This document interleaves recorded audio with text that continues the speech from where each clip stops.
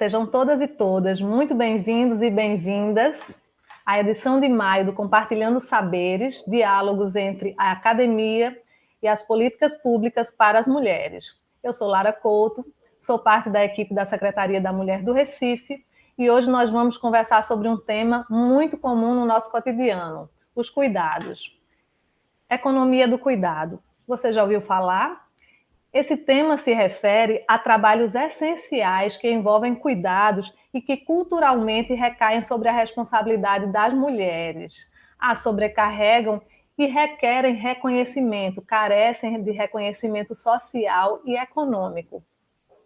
Para participar dessa discussão, eu quero chamar nossa parceira, a querida professora Rosário Andrade. Ela é arquiteta, pós-doutora em Ciências Humanas, doutora em Estudos Ibero-Americanos, mestra em Desenvolvimento Urbano, professora titular da Universidade Federal Rural de Pernambuco, onde coordena um núcleo de pesquisa Ação, Mulher e Ciência, e é também secretária regional da SBPC. Professora Rosário. Boa noite a todos e todas. É com muita alegria que a gente retoma, né, o Compartilhando Saberes, um projeto desenvolvido entre a Secretaria da Mulher do município do Recife e a Universidade Federal Rural de Pernambuco. E, neste momento, nós vamos compartilhar esse momento aqui com a nossa querida Ildete Pereira de Melo Hermes de Araújo. Acho que eu nunca citei o nome dela completo, assim, por isso que eu engasguei. Ildete é uma pessoa muito querida. Agora, quando Lara citou o Núcleo de Pesquisação Mulher e Ciência, foi um núcleo criado com apoio da Secretaria da Mulher, na época em que do Distrito Federal, né?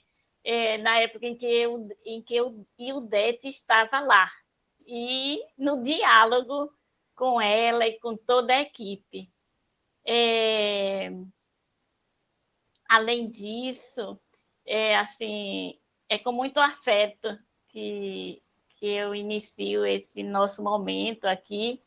Eu conheci o Ildete em 2005, talvez ela nem lembre. E foi lembra, né? E foi num evento lá da Redor, em Salvador. E eu fui apresentar um trabalho, estava começando a trabalhar sobre as mulheres marisqueiras, sobre o trabalho das mulheres marisqueiras. E foi, assim, fabuloso, assim. Depois nós tivemos outros momentos muito bons na vida, e um que eu lembro muito também foi lá no Amazonas, com Iraildes, e que também foi bem interessante. Éramos poucas, mas que foi muito bom, um momento assim de ver que a Redor se mantinha e se mantém até hoje. Mas vamos ouvir o Ildete hoje, e o Ildete, que é uma economista, né?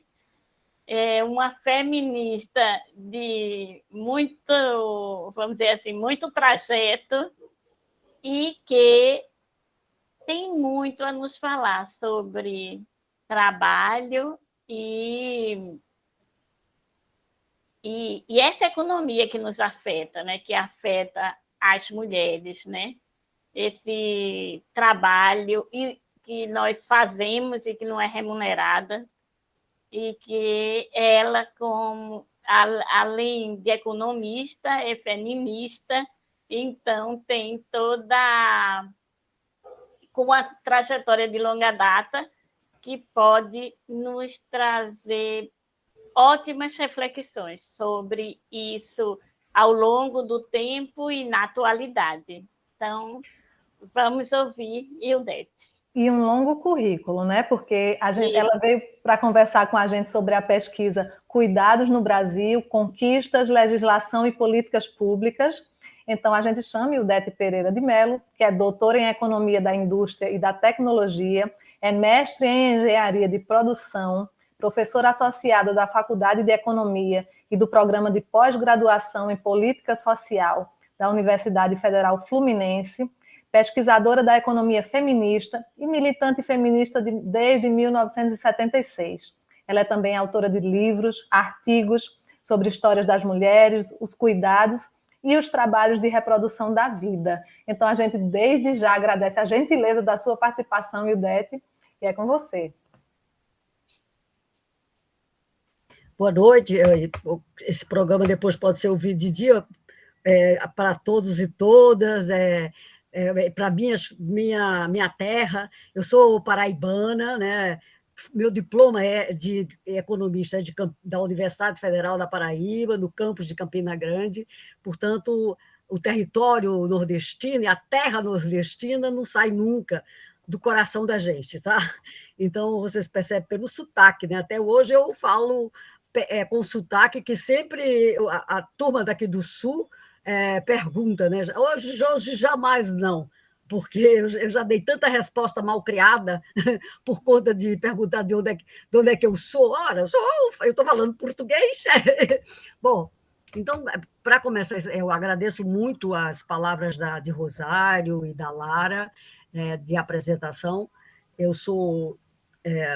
trabalho com essas questões, quer dizer, primeiro era uma questão que a ciência econômica não admitia discutir o trabalho não pago das mulheres, porque de tudo que se trata passa por esse trabalho gratuito da socialização feminina, que as mulheres são treinadas, são socializadas para realizá-lo. Ora,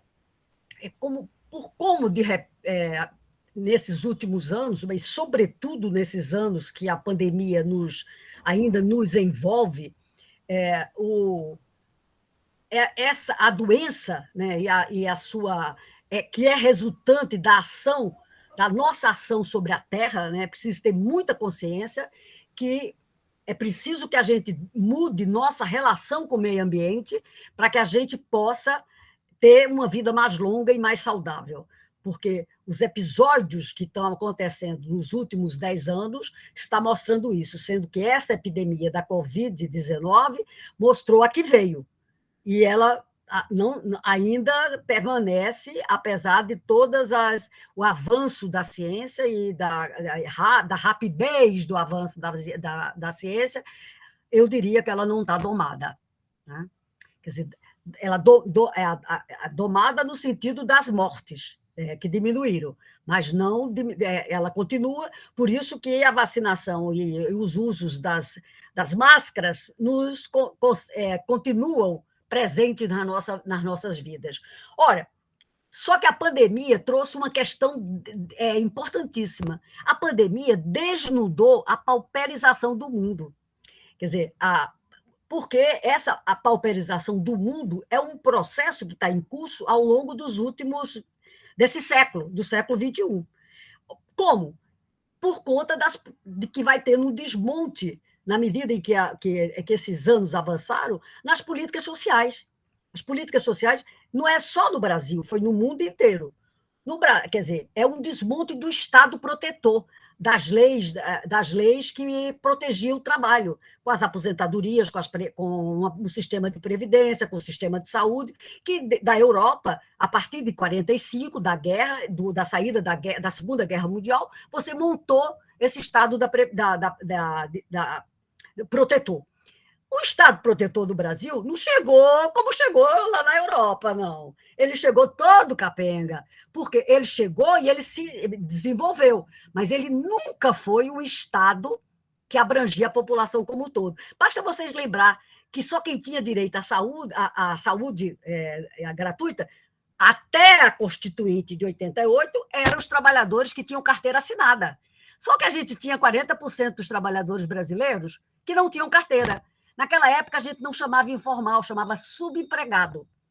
Eu estou falando assim porque eu sou professora de economia na Universidade Federal Fluminense desde outubro de 72. Minha carteira de trabalho foi assinada em 1º de março de 73. Portanto, é uma longa história, tá?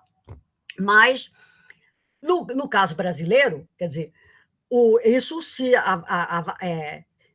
nunca foi resolvido, mas o Brasil foi para frente, desse jeito ajambrado, né? Mas foi para frente. Quando você vai ter, a partir da década de 80, uma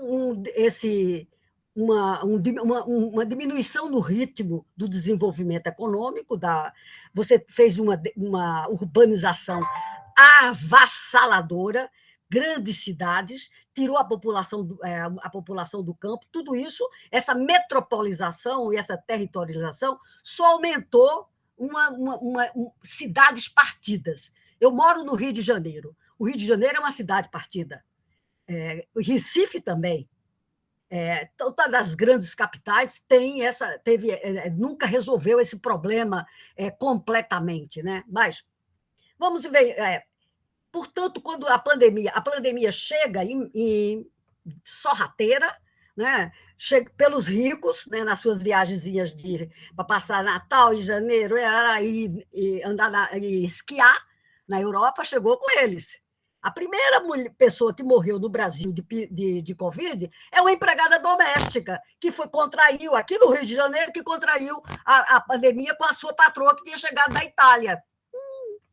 Então, vamos ver como é que essa questão aconteceu. Quer dizer, a pandemia entra em cena para valer no Brasil na segunda quinzena de março. Começou o isolamento social, o fechamento, porque não tinha vacina, e as mortes foram subindo. Quer dizer, esse desmonte das políticas sociais, no caso das mulheres, ele é mais dramático, porque as mulheres... Primeiro, no Brasil, você tem mania de ter a lei escrita, mas não tem na vida. No caso das mulheres, essa questão ainda é mais séria. Elas estão na vida, elas estão escritas, mas elas não estão na vida. Esse Brasil que eu estou falando, que pandêmico de 2020, é um Brasil que está construído num pacto, já com 2 pactos sociais montados. O Brasil, nem toda a sua história, teve 2 pactos sociais. O Pacto de 43, que é o da consolidação das leis do trabalho, que era uma lei que o Vanderlei Guilherme vai chamar de cidadania partida, porque só era para os trabalhadores que tinham carteira de trabalho assinado, que tinham direito àquelas leis, e a outra parte que era o Deus dará, né? Salve-se quem puder. Este pacto social, ele sofreu uma mudança já com a minha geração, que é a Constituinte de 88. E é esta Constituinte que, neste momento, o governo tenta bombardear com armas e dentes. Cuidado, gente, no que está vindo por aqui nesse processo eleitoral. Porque é este pacto que há um conjunto de pessoas da sociedade que quer rasgar. O que é que ele dizia? Né? A Constituinte de 88 trouxe 2 novidades seríssimas para a população, que é a educação é um direito de todos e todas. A saúde também. A saúde que era só dos trabalhadores com carteira, que tinham direito, você tinha os hospitais gratuitos que as prefeituras tinham, as organizações sociais, algumas tinham, que a gente chama com as igrejas e tal, tinha hospitais, mas isso era muito restrito. O SUS, né, esse é a abertura, é o Sistema Único de Saúde, que, se não fosse o SUS, a pandemia não tinha no Brasil, mal contado como foi, quase 670 mil mortes, que a gente não sabe se... Mas, de qualquer maneira, o Brasil é um dos países que tem o maior número de morte per capita por Covid. A gente está perto, os Estados Unidos já deu 1 milhão, mas os Estados Unidos têm muito mais, quase que o dobro da população brasileira, tem quase 400 mil e a gente tem 220 mil. Né? Quer dizer, eu não sei quando o IBGE contar de novo, como é que fica, o que vai aparecer, então, qual foi o buraco das mortes por Covid. Bom, Então, a pandemia explode. Eu quero tocar nesse assunto, vocês ficar muito claro para todo mundo, que essa questão é uma questão que vai produzir muitas reflexões para nós e um pouco o miolo da nossa discussão, que é o que é essa questão que a gente está chamando de cuidados. Né? Ora, a pandemia entra em cena a partir de março de 20, no momento em que o Brasil vivia a sua maior crise econômica, desde que a gente tem números para isso. E quem está falando aqui agora é a professora de economia. As crises da década dos anos 20, a crise de 30 logo se recuperou, mas seguramente a crise que se iniciou em 2015, já na montagem do impeachment, do processo de expulsão da presidenta Dilma, que aquilo foi um impeachment machista, né? Bem patriarcal. Se Dilma fosse um homem, eu não sei se aquilo teria saído daquele jeito, mas, de qualquer maneira, ela foi um impeachment que aconteceu em 16. Então, a crise também passa por esse aguçamento, quer dizer, 3 governos do PT já estava dando confusão e aquele quarto foi abortado. Aquilo foi um aborto. Bom, mas, de qualquer maneira, a crise da saúde pegou o Brasil estagnado até aqui. Se é a maior crise, nós ainda... Quer dizer, claro, a pandemia explica muita coisa, o fechamento e tal, mas a gente tem um crescimento pífio. Nunca a economia brasileira cresceu em passos de cágado. Cresceu, o que eu estou dizendo, é 1% por ano, tá? Não é nada. Nasce mais gente do que um crescimentozinho de 1%. Se cresceu, mas vamos esperar, porque a gente sabe que o PIB já deu negativo em 15, em 16, em 17 deu um pouquinho, vamos esperar, porque a medida que vai dizer para a gente essas questões é o produto interno bruto, é o tal do PIB, que interessa tanto aos capitalistas, os trabalhadores, e a sociedade fica olhando assim, o que diabo é isso? O PIB é o somatório de todos os bens que você produziu naquele ano. Pneu, caminhão, tijolo, casa, é isso. Esse é o lado do produto. E o lado da renda é salário, lucro, aí entra as coisas que não pagam imposto. Dividendo, juro. Quem paga imposto é trabalhador. E a gente paga imposto quando come. Quando você compra um pão, você está pagando imposto. E o imposto não é pela renda, que é ao contrário do mundo. O sistema tributário brasileiro é um sistema que é diferente do que a Europa faz, do que os Estados Unidos fazem. Aqui é a terra dos... Quem manda pode, quem não manda leva na cabeça. Bom, então a pandemia explodiu nesse cenário. Uma economia estagnada, explode uma crise da saúde que ninguém tinha noção do que seria. Basta ver o sufoco de Manaus, todas as coisas que aconteceram em vários locais. Né? Bendito Nordeste, que os seus governadores tomaram a peito uma coisa que o governo federal se ausentou. Vocês têm que pensar bem nos políticos que vocês elegem, ainda bem, ainda bem. Bom, e o que é que aconteceu? As mulheres estavam no centro das respostas à pandemia. Olha que dá diabo. Como? Primeiro que, ao primeiro momento, sem vacina, isolamento total, escolas fechadas. O Brasil foi o país que passou mais tempo com as escolas fechadas, 2 anos. Isso é um outro pedaço que a gente vai ter que depois conversar melhor. E recuado tudo para casa. Então, as mulheres estão na família, quem é que cuida de todo mundo, quem é que trabalha? As mães, as mulheres. Nem a questão do emprego da trabalhadora doméstica complicou, porque como esse trabalho é um trabalho corpo a corpo, e a transmissão era corpo a corpo, de repente ficou tudo de cabeça para o ar. Então, as mulheres ficaram sobrecarregadas com o filho dentro da escola, dentro de casa, a escola volta depois remota, quer dizer, a abertura foi 2 anos, praticamente, e nisso as desigualdades do mercado de trabalho explodiram. Por quê? Sempre as mulheres foram mais desempregadas, a taxa de desemprego das mulheres sempre foi mais alta que a dos homens, historicamente. Por quê? Porque a sociedade é uma sociedade patriarcal. Quer dizer, é uma sociedade que os homens estão no poder, as mulheres. O poder é masculino. Olha qualquer foto de governo, dos ministérios.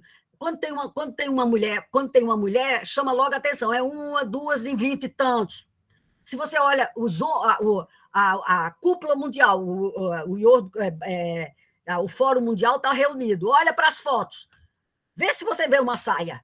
Vê uma ou outra que você conta com o dedo, entendeu? E eu estou falando da Europa, que as coisas já estão mais desenvolvidas lá. Aqui também, os ministérios, nós tivemos a primeira ministra do Brasil em 1978, só para dar uma ideia para vocês, no governo Figueiredo. Tá? Elegemos a primeira governadora do Brasil em 94. Então, o poder e a política é o espaço do poder. Esse é um espaço vedado, disfarçado.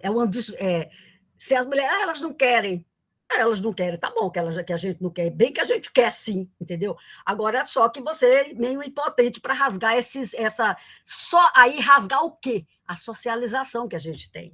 Vamos chegar lá.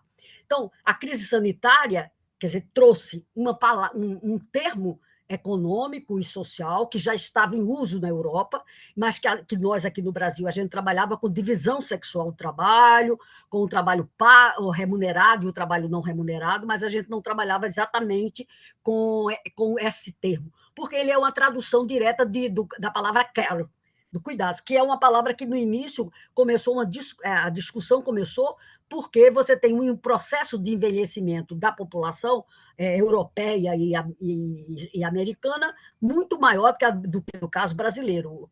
O caso brasileiro é um caso que começa a ser discutido agora, para 2040, 2050 e tal, porque você tinha um processo de mortalidade infantil ainda pesado, taxa de fecundidade. Então, tem outros indicadores que, no caso brasileiro, a gente fez um processo diferenciado do que aconteceu na Europa e no processo de desenvolvimento dos Estados Unidos. Né? Então, mas quero que vocês guardem que a pandemia jogou as mulheres dentro de casa e potencializou as desigualdades do mercado de trabalho, porque as mulheres foram demitidas massivamente, e aí, portanto, os trabalhos de reprodução da vida sofreram esse impacto. Teve uma outra questão que está aqui dentro, que eu vou discutir pouco, que depois vocês podem fazer uma discussão, a Rosário faz para frente, sobre a violência doméstica, porque a pandemia também escancarou a violência doméstica. Tá? Professora, eu só queria pedir licença, pedir para que a senhora explicasse esse termo, trabalho de reprodução da vida. Acho que muita gente ainda não conhece. Esse trabalho que a gente chama de reprodução da vida por que diz que isso é um domínio feminino? Porque, primeiro, que o fenômeno da vida acontece do corpo feminino. Né? A gente fica grávida, a gente pare, e essas são as minhas obrigações com o ser humano. Amamentar é um aspecto dele que está junto, mas não necessariamente. Né? Você pode não amamentar, você já tem meios, leite de vaca, leite de cabra, leite em pó. A Nestlé existe desde o século XIX, tá, meus amigos? Então, portanto, essa questão do leite, que não é só do peito das mulheres, é passível, mas vamos dizer que amamentar também. Então, isso é o que faz das mulheres as donas da vida. E aqui também é a fraqueza nossa. Os homens têm o dom da morte, eles matam, e a gente dá a vida. e aí a gente se ferrou, porque eles criaram toda uma simbologia para dizer que o que eles fazem é mais importante do que a gente faz. Isso é que é a reprodução da vida. Então, quando você tem, por exemplo, as mulheres são socializadas para nunca perder o prumo em tomar conta das pessoas. As mulheres tomam conta dos filhos, dos doentes, dos idosos, portanto, são responsáveis pelos seus pais quando envelhecem e pelos pais dos seus cônjuges, dos seus maridos. Então, esse conjunto de questões que a gente chama os cuidados refere-se a esse trabalho, que ele pode ser pago e ele pode... Mas e outra parte das pessoas fazem ele gratuitamente, por amor. Por amor, eu tomo conta dos meus filhos, se meu filho é doente, se meu filho são de qualquer... Eu cuido dele, cuido dos meus pais, cuido dos sogros e das sogras, apesar de toda a brincadeira que tem com as sogras, né, com as histórias das sogras, mas a gente cuida delas também. Quer dizer, os homens, eles se limitam a dizer, não, eu boto o dinheiro em casa, ele é o provedor. Agora, essa coisa de que o homem é provedor e a mulher é que toma conta da reprodução da vida, quer dizer, a gente acaba sendo provedora e reproduz a vida, as duas coisas. Vamos ver como é que acontece. Por que isso acontece? Porque nós somos socializadas desde a mais tenra idade. Preste atenção, vocês, vão na rua e preste atenção. Vê se você vê alguma vez um menininho de 11 meses, de 10 meses, nos braços de pai ou mãe, com uma boneca na mão, com um boneco na mão. Você não vai ver nunca, você vai ver com um avião, até carrinho, bola e até com arma de fogo, que você deve tirar das mãos das suas crianças. Acabou com essa brincadeira. Arma de fogo não é brincadeira. Nem não engana ninguém. Então, faz o seguinte, bota um bonequinho na mão do menino, carrinho na mão da menina, uma bola no pé dos dois, entendeu? Precisa que a gente socialize as meninas, não para cuidar. Quando você bota uma boneca, eu fico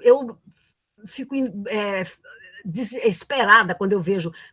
Aqui mesmo, eu moro em Laranjeiras, no Rio de Janeiro, e essa questão é um bairro de classe média, de professores universitários, aqui é assim, de professor universitário, e eu nunca vi uma menininha com um caminhão na mão. Vejo com boneca. Nunca vi um menininho também com uma bonequinha na mão, porque as pessoas têm medo que vá virar a casaca quando crescer, trocar de identidade. Ora, se isso precisa para trocar de identidade. Está aí o mundo como ele está. Então, essa é que é a socialização para reproduzir a vida. Você já ensina as menininhas que elas têm que cuidar de alguém, ou alguém delas é uma bonequinha. Que isso vai passando e ela vai aprendendo a cuidar das pessoas. É tanto que as mulheres elas elas fizeram no Brasil uma coisa maravilhosa. Nós começamos o século XX analfabetas.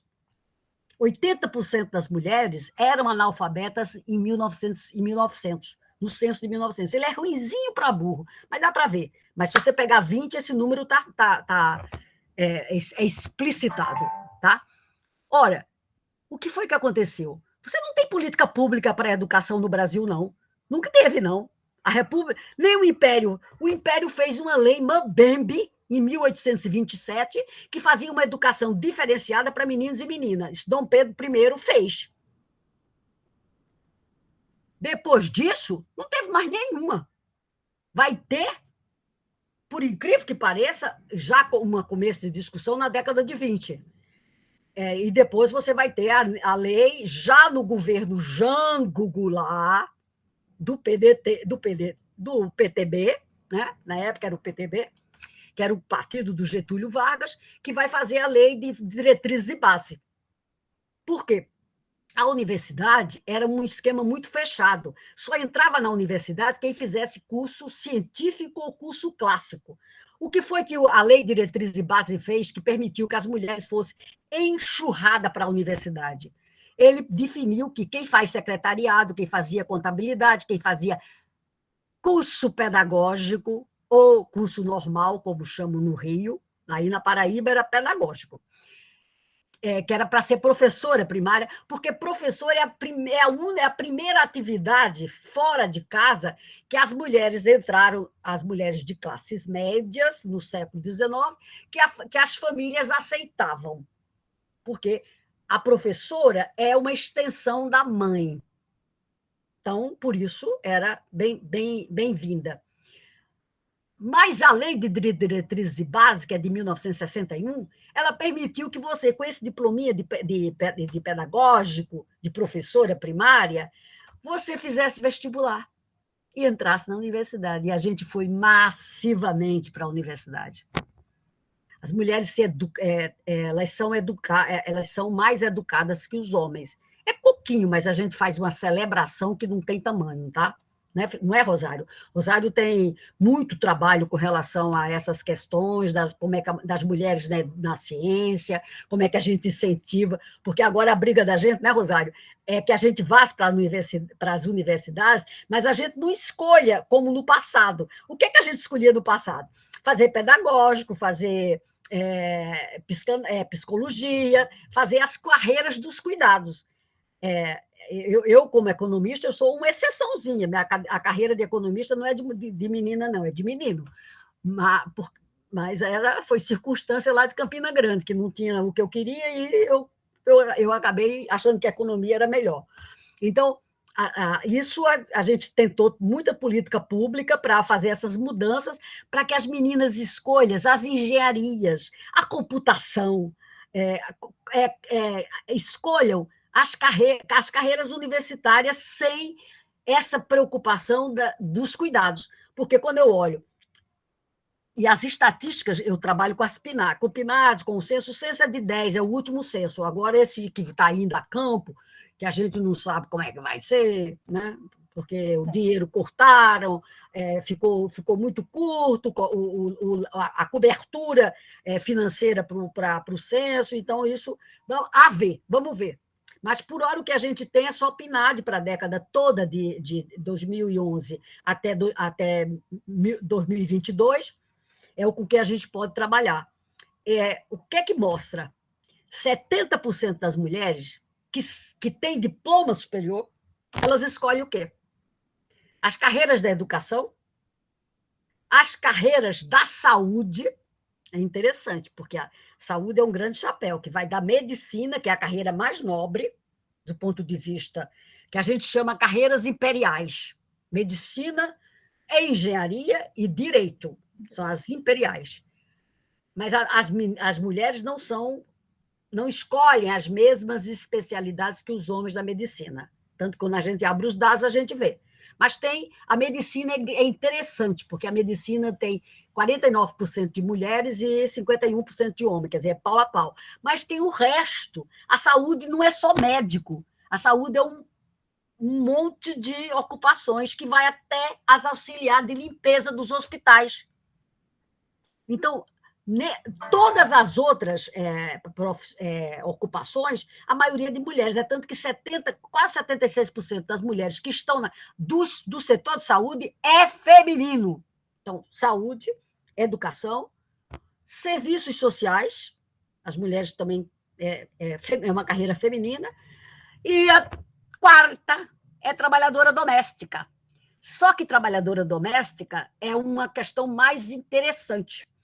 Eu trabalho com esses dados dos censos, como eu falei já para vocês, de 1872 até 2010. Eu trabalhei com todos. Com os microdados, tá? Porque não é os dados do grosso modo, mas que a gente chama microdados, porque a gente faz combinações de carreira. As domésticas, as empregadas domésticas, é a maior profissão das mulheres brasileiras até 2013. Isso diz para vocês o quê? Diz para vocês o tamanho da desigualdade do mercado de trabalho. Quando eu digo que a profissão maior das mulheres brasileiras era a empregada doméstica. E olha que o que eu vou dizer mais. Essas mulheres que estão no mundo do trabalho, elas são 44%, 45% das mulheres em idade ativa. As outras que é praticamente a mesma coisa, é só dona de casa. Com diploma, sem diploma, de qualquer jeito. Então, as mulheres são extremamente atingidas das suas escolhas pela sua socialização. Isso a gente precisa mudar. A gente precisa ter, na escola primária, na creche, já uma educação que mostre para os meninos e as meninas que não há trabalho de mulher nem trabalho de homem. Existem os trabalhos, e cada um faz o que gosta mais. Os meninos têm que se acostumar a lavar prato, a varrer a casa, as meninas também, entendeu? Juntas, os dois juntos. Ou a gente parte para uma educação igualitária do berço, ou a gente vai continuar chorando e gritando, como eu estou aqui agora, com os dados, esfregando os dados na cara de todo mundo, mas é literatura. Oi, Odete, só um comentário. Este semestre, com 4 moças, né, 4 discentes de iniciação científica, nós lemos a tese de Bettina Lima sobre as mulheres na física. E as discentes ficaram impressionadas, né, sobre os dados que ela levantou, e eu acho que é de 2010 por aí, e os dados que ela levantou e os impactos da maternidade na vida das mulheres. Né? Casamento, maternidade. Então, eu quero dizer assim, eu fiquei impressionada com vamos dizer, o impacto que elas tiveram ao ler isso, tipo dizer assim, então o casamento, a maternidade afeta, e aí você fala, achei interessante comentar agora, porque você fala, vamos começar a falar disso lá no mais cedo possível, né? Quebrar esse modelo. Para elas era como se dissesse assim, como que eu aprendi até hoje pode ser diferente? Meu marido, eu me casei com ainda estudante de economia, lá em Campina Grande, com um professor da engenharia. E a gente foi para a França. O meu marido defendeu a tese de doutorado dele com 27 anos, lá em Toulouse, na Universidade de Toulouse. Eu, no lugar de defender a tese de doutorado, eu trouxe um bebê no braço.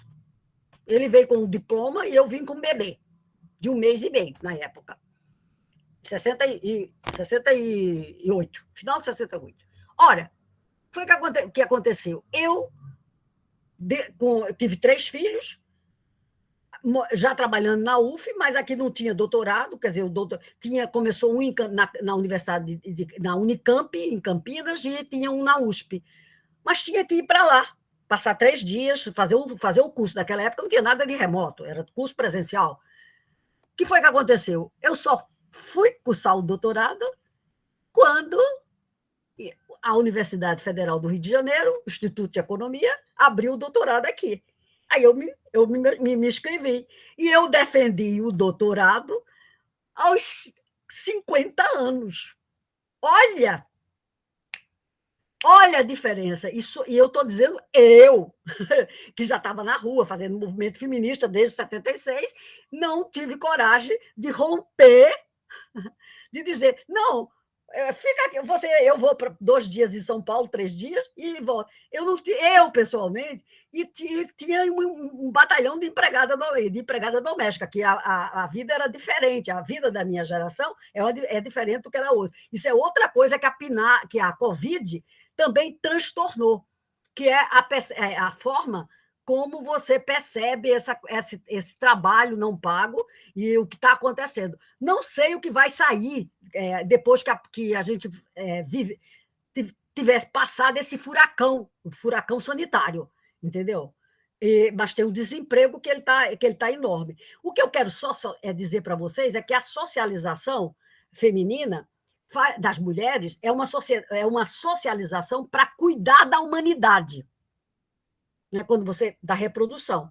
Aí as mulheres escolhem, elas são metade dona de casa, portanto, elas estão dentro do figurino, como a Rosário colocou, que a sociedade lhe ortogou, né? Você canta os versos, mamãe, mamãe, mamãe. Ela é a rainha de tudo, dentro de casa. Ela é a rainha de tudo. Eu não quero ser rainha dentro de casa, eu quero ser rainha na rua. Arromba a porta. Agora, aqui é que é o problema de arrombar a porta. Então, e quando você escolhe para o mercado de trabalho, você vai para as atividades da reprodução da vida. Aqui é o grosso da questão. Mesmo quando você pega as mulheres que vão para a ciência, que a Rosário trabalha muito com essas questões, e eu também, as mulheres escolhem, a carreira das mulheres não é igual à dos homens, é diferente, né? Por causa que a gente está toda nas atividades. Como eu contei para vocês o meu caso pessoal, eu não sou uma exceção, gente. Eu sou a média. Ora, raio que os parta. Quando você pega o diretório de pesquisa do CNPq, e eu já fiz várias pesquisas com essas questões, e isso aparece assim nitidamente. Eu não vou contar casos, porque se eu começar a contar casos, eu não acabo essa live de madrugada, entendeu? Dessas pesquisas do CNPq, que a dona Rosário também conhece muito, e ela fez aí em Pernambuco muito. Gente, foi 1000 encontros já, que a gente já teve, e trocando, criamos tinha aquele programa de meninas na ciência, tá? Não é, Rosário? Rosário era uma campeã, né, nesse projeto das meninas na ciência, porque a gente precisa trazer as meninas para a matemática, para a física, a gente precisa sair das carreiras da reprodução e entrar na seara dos homens, e queremos que eles venham para as profissões que são dos cuidados também. Quer dizer, tudo é bem-vindo, desde que a gente construa um mundo novo, né? Qual é a consequência de tudo isso no mundo do trabalho? As consequências são que as mulheres ganham menos que os homens. A gente ganha ainda, em 2022, 80%, em média, 80% do que ganham os homens. Continua. Já foi mais. Na década de 70, a gente ganhava 56%. Agora a média está mais alta. Quer dizer, avançou, mas não deu a igualdade, tá? Então, a gente ganha menos. Nós temos piores coberturas sociais do que os homens. E aquelas mulheres, tipo eu, Rosário, a Lara, que rompeu a barreira e criou uma profissão e um desempenho social, tem um teto de vidro na cabeça da gente. A gente não passa de algumas coisas. A minha universidade existe desde 1960, como ela está organizada hoje, a Universidade Federal Fluminense. Nunca teve uma reitora. A Universidade Federal do Rio de Janeiro, que é a mais antiga do Brasil como universidade, ela foi fundada em 1920. Ela elegeu a primeira reitora agora, em 2018, a professora Denise, um quadraço da biologia, né? A Denise Pires. É a primeira. Eu acho que a Universidade Federal de Pernambuco nunca teve. A Rural teve uma. E ela existe desde quando? Esse ano, né, a Academia Brasileira de Ciência, em 105 anos, elegeu a primeira presidenta da academia. Pois é, a primeira. É a Helena Nader, que já foi da SBPC. Mesmo a SBPC só teve, eu acho que três ou quatro presidentas na história. E a SBPC é de 51, entendeu? Então, é tudo muito... Poder não está com mulher. Nós somos uma massa grande de professoras universitárias, mas é 56%, não é maioria ainda não, tá? Mas não tem os postos de comando. Os postos de comando estão na mão dos homens. Não é só, quer dizer, mesmo onde a gente joga um bolaço, no ensino, né? na educação, e somos bem produtivas. Mas não... por exemplo, eu fiz um trabalho com o Cielo, com o selo, para saber quanto é que o que é que as mulheres escrevem. Aí tem umas coisas interessantes, quer dizer, essa pesquisa não está atualizada, mas ela é de 2000 até 2006. Primeiro, é que as mulheres escrevem muito em parceria. Os homens não. As mulheres estão concentradas nas áreas sociais. É bem verdade que o Cielo é uma plataforma que veio do pessoal da biologia. Então, aí, nesse campo, a cobertura deles é bem maior. Mas já colocar as revistas de área social, não muitas, mas tem bastante, mas ela mostra bem os homens escrevem sós, as mulheres escrevem, a maioria dos artigos femininos são em parceria, mas assim, enorme o número. E quando você trabalha com o diretório de pesquisa do CNPq, com as bolsas de pesquisa, a PQ1, a PQ1 é a bolsa mais estrelada do CNPq. Aí você percebe, fica claro que o estrelato feminino na ciência é da menopausa, é a partir de 50, porque aí você não tem mais filho, e muitas das mulheres que são as pioneiras, que a gente já trabalhou com isso, com as pioneiras da ciência, as pioneiras, muitas delas nunca se casaram, fizeram a opção por serem sozinhas para poder seguir uma carreira sem preocupação. Então, quer dizer, a maternidade é um custo pesado que é cobrado para as mulheres, né? E a novidade para a gente encerrar isso e passar para o debate, e passar para trocar, é que o século XXI permitiu que emergisse a última das ciências sociais que referendou uma discussão de economia feminista, é a economia, é a minha, né? Que agora, nessa última década, a partir de 2010, você vai ter já Primeiro, na sociologia, a sociologia avançou muito mais rápido, com a divisão sexual do trabalho de mulher, trabalho de homem, quer dizer, mostrando como como você tem uma hierarquia tem o trabalho remunerado e o trabalho não remunerado, que tem uma hierarquia, porque as mulheres têm um princípio, quer dizer, sobretudo a escola francesa, Helena Iriata, Danielle Kegois, que você vai ter princípios, tem uma separação nas atividades, é nítido. Quando a gente olha o grosso das atividades econômicas, as mulheres não estão na agricultura, não estão na indústria, não estão no transporte, as mulheres estão naquelas carreiras que eu falei para vocês, educação, saúde, serviços sociais e empregada doméstica. Quer dizer, aí que você tem um miolo de poucos homens, 4%, 5%, dá mais ou menos isso. Agora, na pandemia, aumentou o número de homens, era de 4% para em 5% ou 6%, agora, nos últimos dados que a gente tem trabalhado. Então, você tem, e tem uma hierarquia, quer dizer, porque as mulheres não ganham igual ao dos homens, tem uma separação por ocupação, e quando elas estão na mesma carreira, elas não têm salários idênticos. Aí você tem o capital tem uma maneira de dizer, não, eu olho desse jeito. Agora, por exemplo, quando você nomeia uma CEO, por exemplo, que agora é os cargos que o capitalismo enfeita, bota uma mulher e bota um retrato dela do tamanho da página do jornal inteirinho, dá uma propaganda botar uma mulher como CEO. Assim, tá vendo como eu sou boazinha? E agora também, no caso, você tem duas coisas que estão ocorrendo. Uma questão da população negra, né?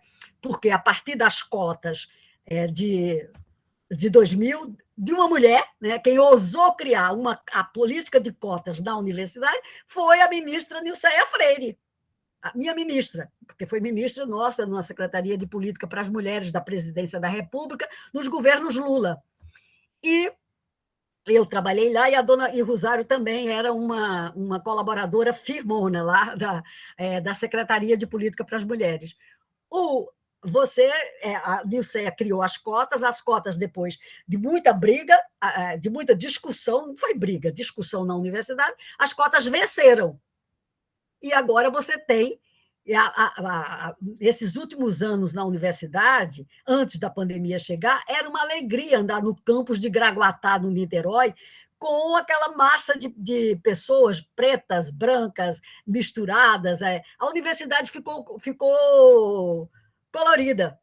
Eu estive em sala de aula de graduação de economia por cerca de 40 anos. Eu era regente da cadeira de economia brasileira, como eu falei para vocês. Quando eu tinha aluno preto na sala, era africano, que vinha nos convênios de Guiné-Bissau, de Angola, de Moçambique. Contava nos dedos os meninos pretos que eram brasileiros. Hoje, não. A última turma que eu dei de graduação, que foi em 2019, a gente não tinha a maioria, porque a economia é um curso mais metido a besta.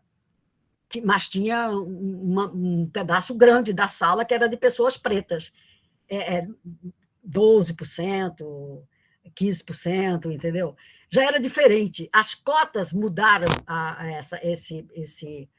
isso. Então, o que eu quero dizer, eu não entrei ainda na coisa dos cuidados, na mensuração, porque isso também a gente fez. E eu tenho a vantagem de ter sido o primeiro trabalho publicado no Brasil sobre a mensuração desse trabalho que a gente fala não pago. Qual é o trabalho não pago? Esse de cuidar das pessoas, né? De limpar, cozinhar, lavar roupa, tomar conta. Dessas 40, metade das mulheres que estão em idade de trabalhar são só dona de casa, né? Mas as mulheres que estão no mercado de trabalho também trabalham dentro de casa. Essa que é o diabo. Você tem a jornada de trabalho pago na rua, ou agora está nessa confusão de remoto ou não, mas tem uma jornada, e tem a jornada de fazer comida, de botar, mesmo que você compre as quentinhas, você tem que servir, tem que botar prato, tem que tirar prato, tem que limpar a casa, tem que limpar banheiro, tem que lavar roupa.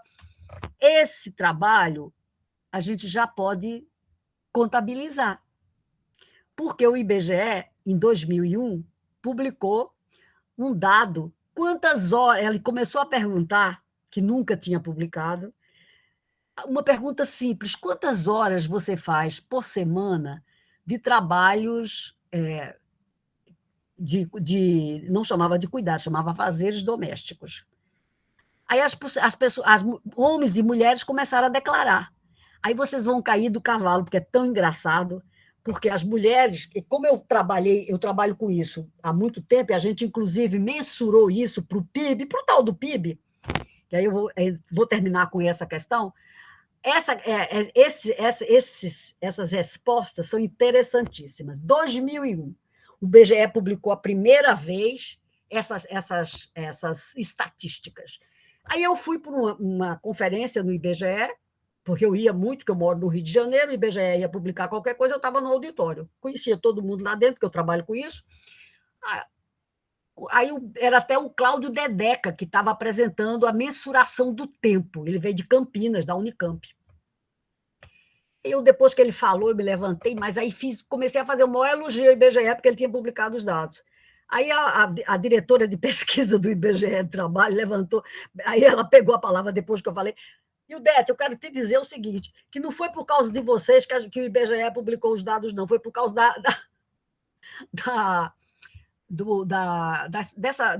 da ONU, que tinha pedido para a questão, porque o Brasil era conhecido no mundo como admitindo o trabalho infantil, por causa do trabalho infantil, que até hoje atordua, diminuiu muito, né? Mas ele existiu. Agora ainda tem até a questão do trabalho, tipo trabalho escravo, que está explodindo o tempo inteiro, mas isso é uma outra questão com pessoas maiores, que a gente pode até depois detalhar. Ora, não era por nossa causa, era por conta da pressão que os países desenvolvidos estavam fazendo com relação ao trabalho infantil. Não era por... Aí eu me dei conta que as feministas ousaram pouco a ir para o IBGE para exigir os dados. Portanto, turma que está ouvindo, não deixe passar nada. Se vocês estão insatisfeitos com os dados, com as questões que o Estado brasileiro está publicando, seja o governo do Estado de Pernambuco, a prefeitura, os ministérios, os órgãos públicos, reclamem, para não ouvir na cara o que eu vi. Não foi vocês que reclamaram. A gente estava meia inocente. Inocente não, a gente era boba mesmo nessa questão. Mas isso permitiu que a gente começasse a pensar, e nós elaboramos lá na UF. Eu trabalhava com um colega que tinha sido chefe das contas nacionais durante 8 anos, e a gente fez uma mensuração do PIB brasileiro para saber quanto é que este trabalho não pago, que as mulheres realizam para reproduzir a vida, incorpora ao PIB, ao valor, a riqueza do país. Nós usamos para valorar o trabalho não pago e o trabalho gratuito que as mulheres prestam para a humanidade o valor do rendimento médio das domésticas. As domésticas são as maiores trabalhadoras, o grande contingente de trabalhadoras do Brasil, mas elas ganham a pior remuneração do mercado de trabalho brasileiro. Foi assim em 20, em 40, em 50, em 60, em 70, em 80, em 91, em 2000, 2010 e continua em 2022, porque as PNADs também mensuram isso. Mas foi o que a gente usou para mensurar. E mesmo que você use a mediana do trabalho das mulheres, também não tem diferença, mas não é tão grande. Nós encontramos um dado interessante. O PIB brasileiro cresceria 11% se a gente mensurasse esse trabalho no valor das empregadas domésticas. Então, essa é uma contribuição que vocês podem... eu posso passar todos esses artigos, quem quiser, está tudo publicado nas revistas brasileiras, né, da revista Economia e Sociedade, é a pioneira do Brasil, que publicou isso em 2007. E isso mostra, quer dizer, que essa... E tem diferenças atualmente, porque já teve tese de doutorado de outras meninas, Cristina Vieselli, da Jordana, que é professora daí da demografia da Universidade Federal do Rio Grande do Norte. Eu fui da banca dela, elas trabalham também com essa questão, e mostra que as meninas brancas e as meninas negras não têm a mesma carga de trabalho tão cedo, elas, quer dizer, portanto, o recorte de cor, se você é preta, ou é negra ou branca, você também sofre impactos diferenciados dessa questão, entendeu? Então, tudo isso, quer dizer, faz parte desse Brasil desigual que nós construímos ao longo dos 200 anos da independência do Brasil. E a última frase, a crise econômica, ela potencializou toda essa desigualdade. Quer dizer, porque as mulheres foram as que mais sofreram com o fechamento. Agora nós estamos trabalhando com os dados de 2020, até o primeiro trimestre de 2022. As mulheres não voltaram ainda ao patamar de emprego de antes da crise, de 2019. As mulheres estão ainda muito acuadas por esse Brasil misturado que tem pandemia, volta, e também porque os homens, a preferência do empregador é sempre para o trabalho masculino. Ainda tem, quer dizer, tem a ideia de que o homem é o provedor da família, esquece que 48% das famílias brasileiras são chefiadas por mulheres sozinhas. Então, tudo isso, quer dizer, faz com que esse tema dos cuidados, do mundo do trabalho, do caso brasileiro, do Brasil, seja muito, muito trágico do ponto de vista de como a vida das mulheres é uma vida difícil, tá? E as mulheres nordestinas têm mais um agravante. Essa coisa dos afazeres domésticos, eu acabei de orientar uma monografia de final de curso de uma aluna brilhante chamada Isabela Duarte. Ela mensurou esse PIB per capita, esse PIB dos trabalhos não pagos para todos os estados. Aí vocês não sabem quem são as mulheres que mais trabalham dentro de casa cuidando da família do Brasil. As paraibanas, eu quase estiquei meus cabelos. Logo meu estado, as paraibanas, e os homens mais preguiçosos do Brasil, que fazem menos trabalho, são os homens do Centro-Oeste. Eles trabalham menor que a média nacional. A média dos homens, os homens nunca mudaram o discurso deles, é 11 horas por semana. As mulheres variaram de 28% e estão em 21%. Elas trabalham 21 horas, além da jornada fora de casa. Aí o empregador diz, eu pago menos a mulher porque ela trabalha menos que o homem. No trabalho remunerado, ela trabalha menos. Porque como é que ela junta as duas coisas? O dia só tem 24 horas. O dia você não estica o dia, o sol vai embora. Aí no Nordeste, então, que a noite e o dia é bem igualzinho. Bom, gente, são essas reflexões que eu trazia para vocês. E agora vamos para o papo. Ótimo. Eu vou só fazer uma provocação para você, se quiser, dar umas respostas assim, pequenas.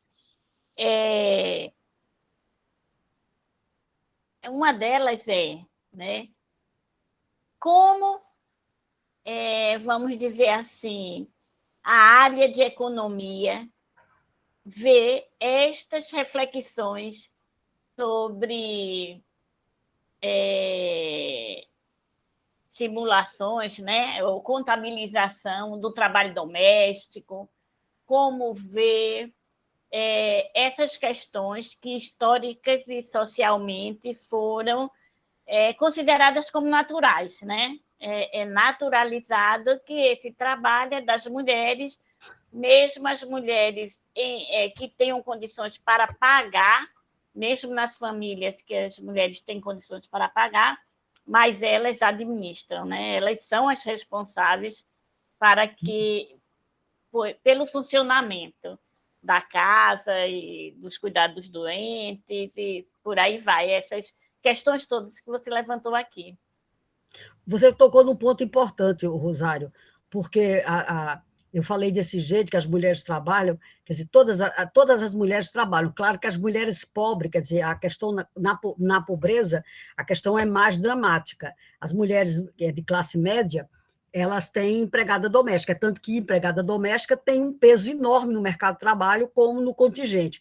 A pandemia botou o trabalho doméstico de perna para o ar, porque as empregadas domésticas perderam 1,5 milhão de postos de trabalho, e eles não voltaram ainda. Porque eu fiz uma pesquisa de percepção dos cuidados, você recebeu o questionário. O livro não saiu ainda, porque a fundação ainda não mandou, e vocês vão receber todas o livro, porque vai ter um download gratuito, né, com aquela pesquisa da percepção. E ficou claro que um contingente de mulheres universitárias já colocou uma rotina nisso. Mas, de qualquer maneira, há uma hierarquia em quando você pode ter uma empregada doméstica, você tinha uma empregada doméstica, ou tem, por conta de você, como você não tem escola em tempo integral. Porque o Brasil bota uma escola em tempo integral até 14 anos para todas as crianças, e a creche em tempo integral, ou você está brincando. É tanto que eu acho que a primeira bandeira agora que tem que fazer, já que vai ter eleição esse ano, é dizer, eu quero escola em tempo integral. O ensino fundamental tem que ser integral. E a creche também tem que ser integral. A creche brasileira é para 33% das crianças. Você tem uma creche de 4 horas e meia. Vai lá, quem é que trabalha 4 horas e meia? Então tem que ter horário em tempo integral para toda essa meninada. As crianças, e ainda vai inventar escola dentro de casa, homeschooling. Quer dizer, é tudo... Então, é um parafuso a menos na cabeça. Então, essa questão, para mim, é uma questão que você coloca extremamente séria.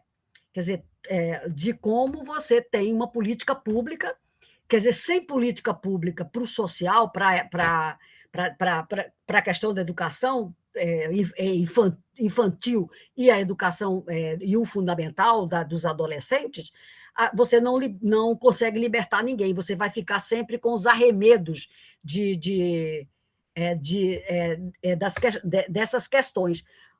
Porque quando eu pego as pessoas da classe média, as mulheres da classe média escolarizadas, 56% das crianças delas estão na creche, porque elas pagam.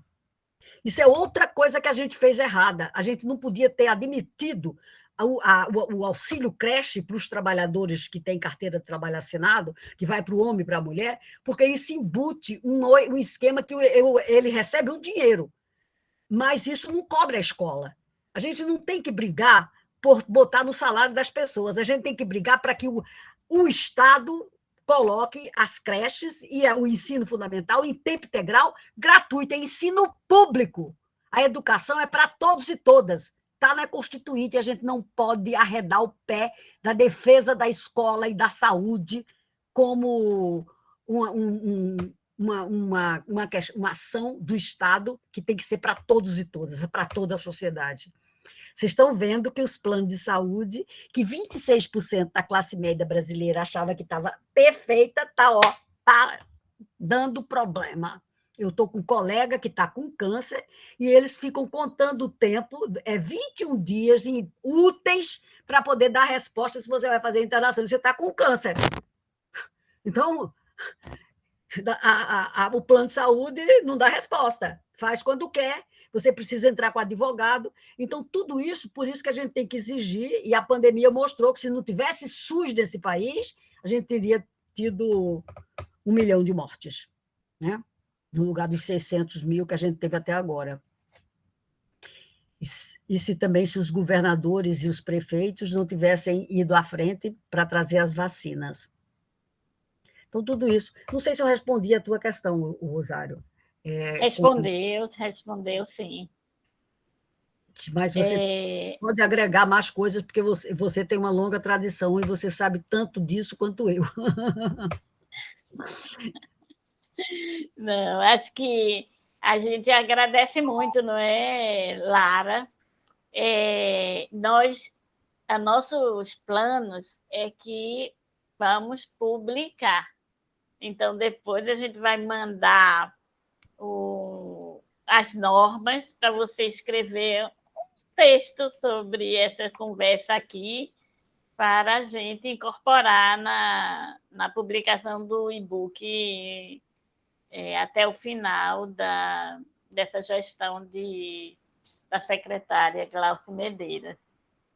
Eu fico muito contente que a Prefeitura do Recife mantém a tradição do passado, né? A Prefeitura do Recife já tem uma grande tradição, já ganhou a medalha do IBGE em 2010, de ser a melhor política para as mulheres dos estados brasileiros, era o estado de Pernambuco.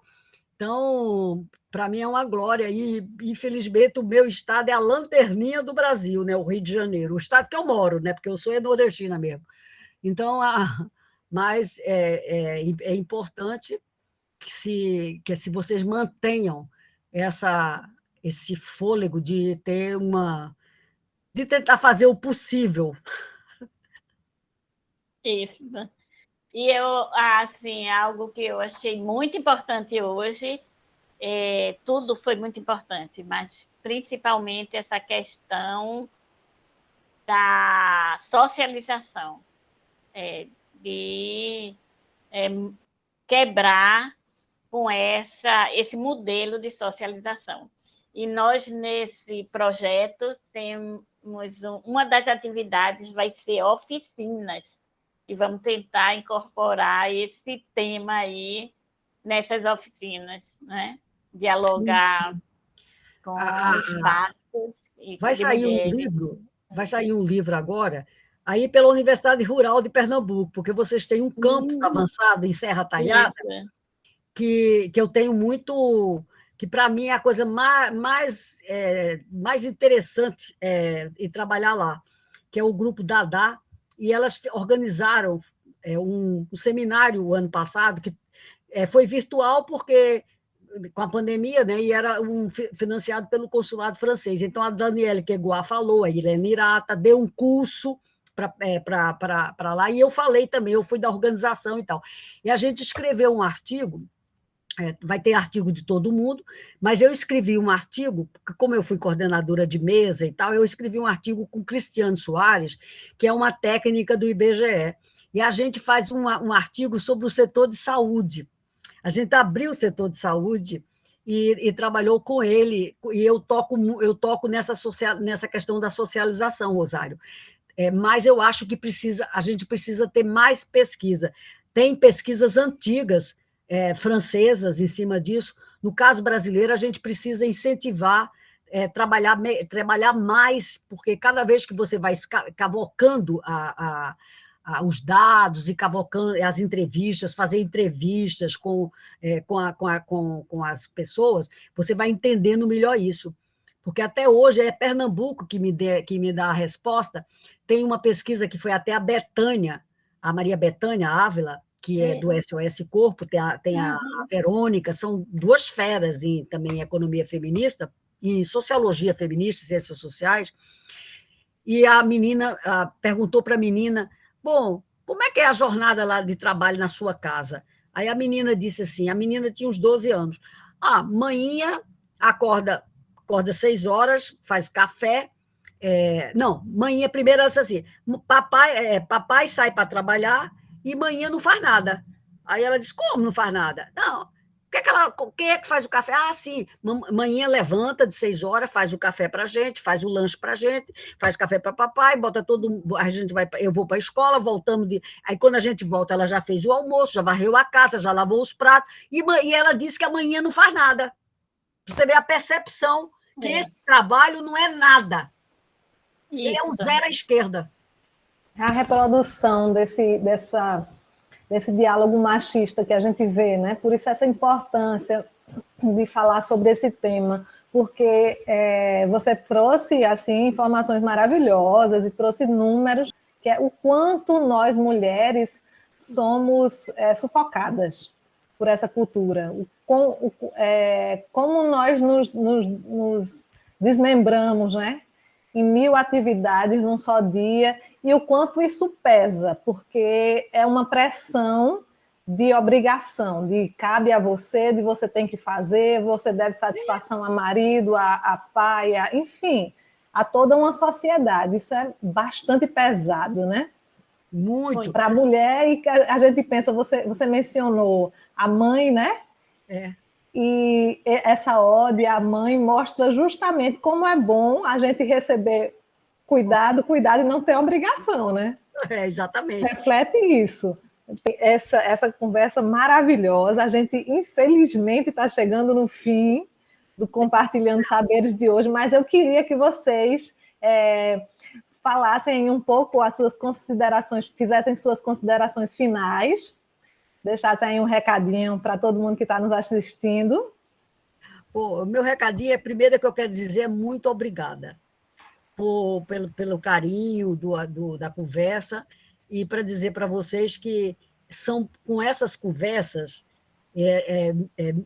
miudinhas no pé da orelha e essas lives que a gente começa a mudar o mundo. É preciso que isso seja incentivado, e eu fico muito feliz que a Secretaria de Política para as Mulheres de Pernambuco, do município de Recife, faça esse tipo de programa, de conversa conosco, porque ela é essa maneira de dizer, olha, nós queremos construir outro mundo.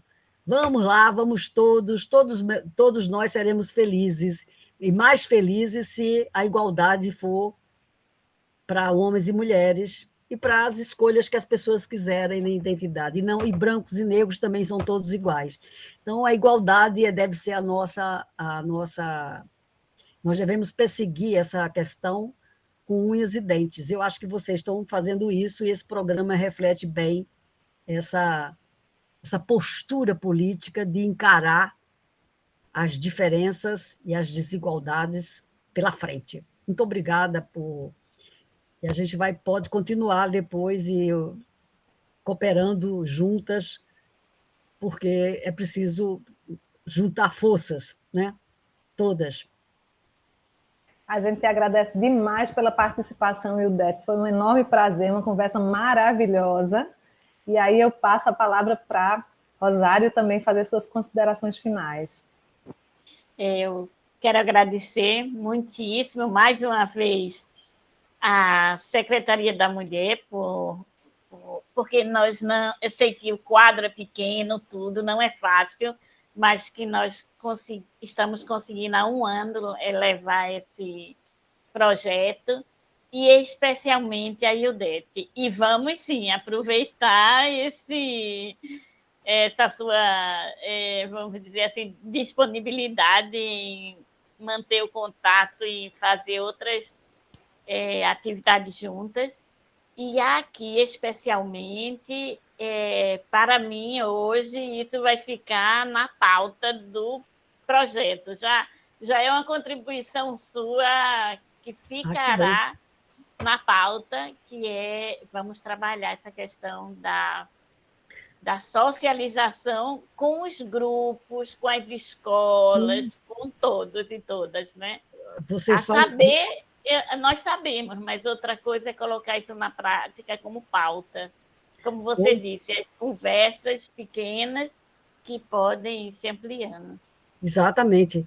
Vocês não sabem o significado dessa decisão, se a secretaria tomar esse mote para fazer isso nas escolas. E aí, em Pernambuco, tem muita gente, você, a turma toda da universidade, e depois a gente pode fazer outras lives, que a gente pode trazer mais gente, outras pessoas, não precisa ser eu, pode ser o pessoal do núcleo de gênero da UF, tem outros olhares que a gente pode ir levantando e fazendo essas conversas. Vão em frente, minha gente, que o futuro é nosso. Isso. Muito bom, gente. Muito obrigada, Rosário. Obrigada, Ildete, mais uma vez, pelas contribuições, pelo momento maravilhoso de troca, de riqueza.